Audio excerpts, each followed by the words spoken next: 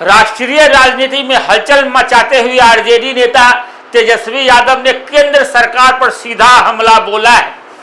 उन्होंने एसआईआर यानी selective voter review को अप्रत्यक्ष एनआरसी करार देते हुए गंभीर आरोप लगाए हैं।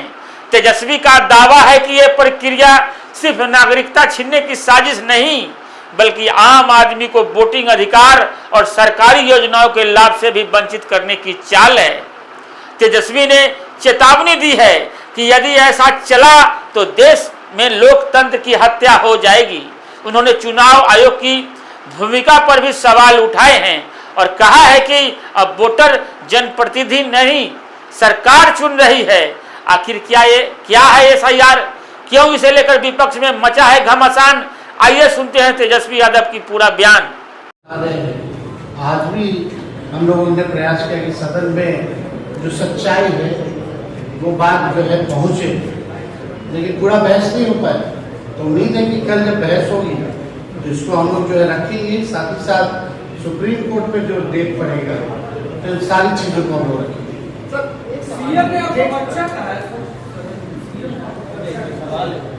तो क्या दिक्कत है? नहीं, उनके लिए तो है ही ना भाई। कितने साल के 76-77 साल के तो होंगे ना वो, लगभग मेरे पिता की उम्र के हैं। तो हम तो बच्चे ही ना है। कोई खराब बात नहीं, लेकिन बच्चा जब बोलता है तो कच्ची बात नहीं बोलता, पक्की बात बोलता।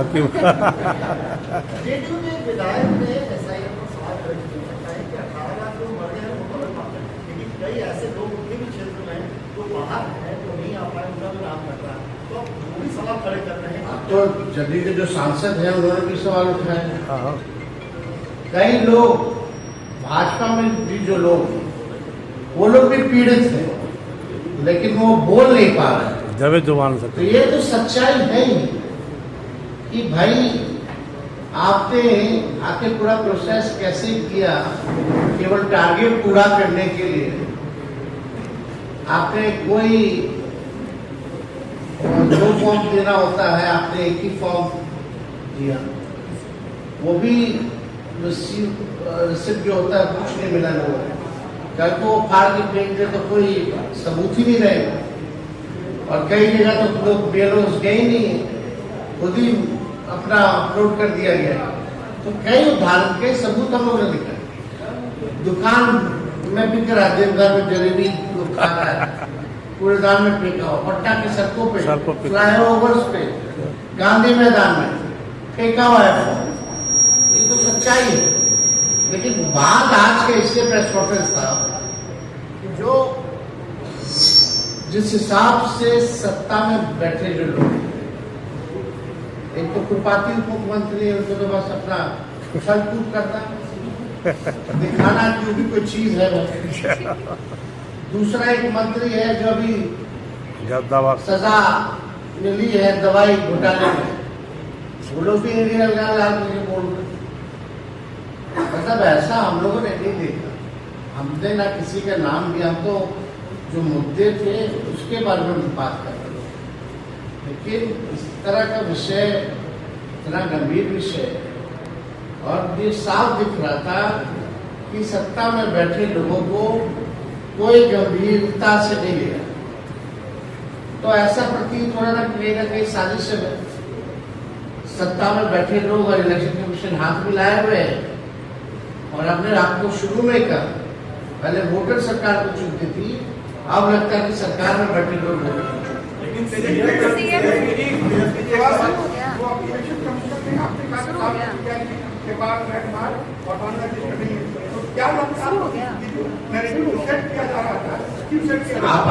आप कल प्रेस नोट इलेक्शन कमीशन का देखें, लगभग 50 लाख से ऊपर अनुपस्थित पाए गए।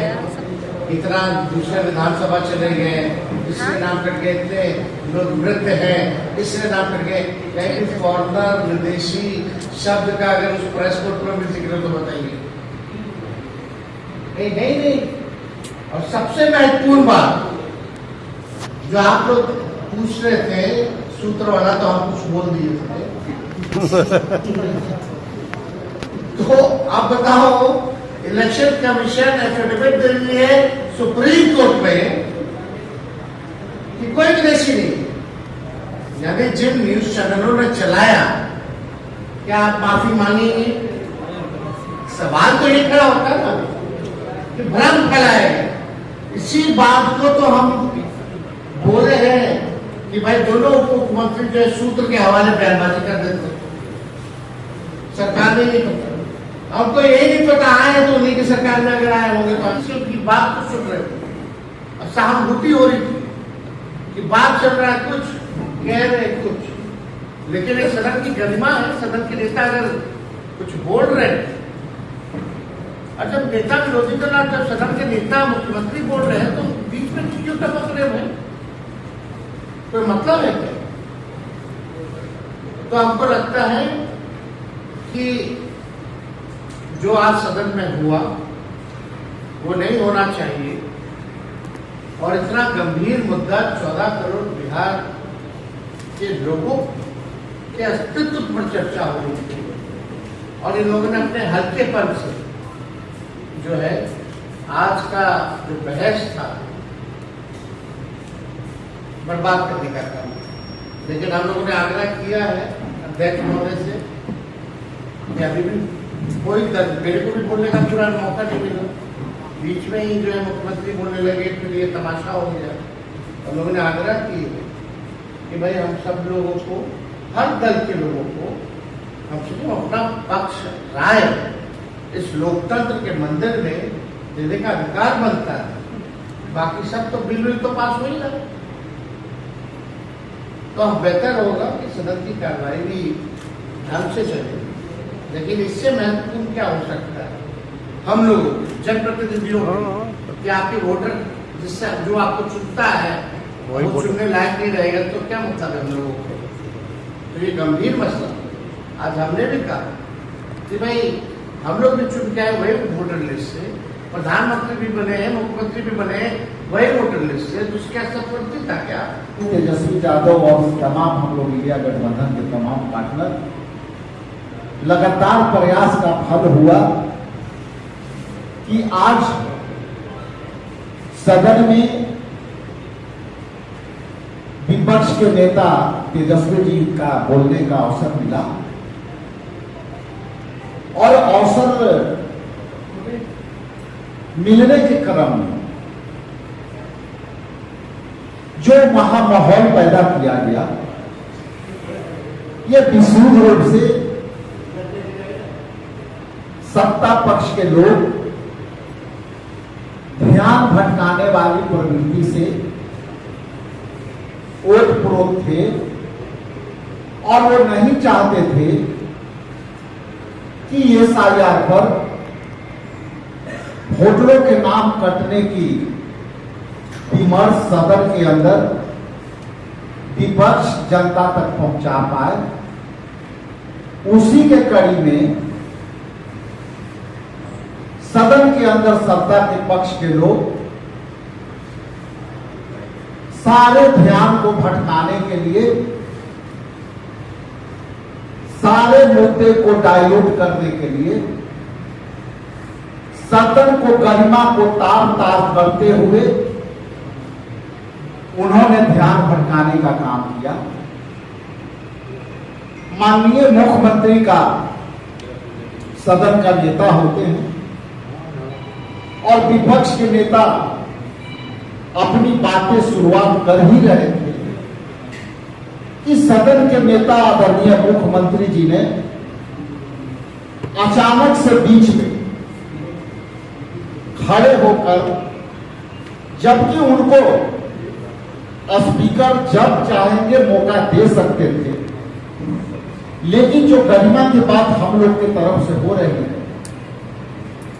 उसमें सदन के नेता को भी गरिमा को ख्याल में रखना चाहिए था कि जब विपक्ष के नेता अपनी बातें पूरी कर लें तब वो सरकार की पक्ष रखना चाहते थे, या विपक्ष के नेता से सहमति या असहमति हो रही होगी तो उस पर आप उसके सवालों का जवाब आप दे सकते हैं। लेकिन जिस तरह से मुख्यमंत्री ने जो सब्जेक्ट से हटकर हंसुआ के ब्याह में घुड़वा के गीत गाने लगे और सारा SIR के मुद्दा भटक गए और उस मुद्दे को सत्तासीन हो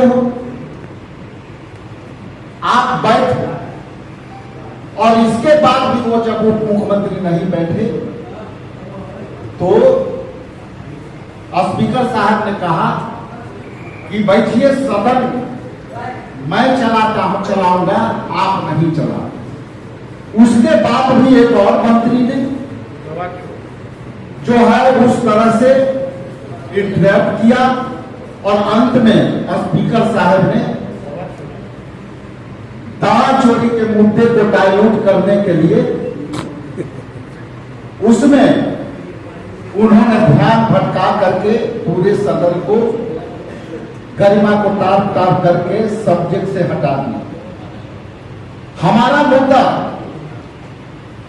और इंडिया गठबंधन का मुद्दा संविधान में दिए गए वोटरों का अधिकार के मुद्दा है, आगे भी रहेगा।